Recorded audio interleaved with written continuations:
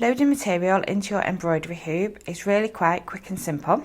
To get started, we're just going to unscrew the screw that holds the outer ring closed, and that's going to allow us to separate the inner ring from the outer ring. We're going to place the outer ring on a flat surface, and we are going to place our material over the top of the inner ring. Taking the outer ring, we're just going to place that back over the top, and we are going to push that down.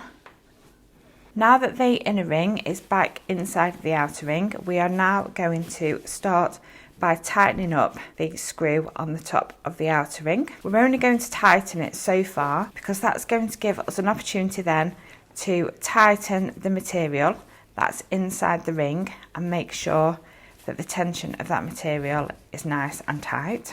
Once we're at a point where we're happy with the tension of the material, we're then going to continue and we're going to tighten up the outer ring to make that nice and tight, so it's going to hold the inner ring and our material nice and firmly for us to undertake our embroidery. Hope you found this tutorial really helpful. Thank you very much for watching. See you again soon.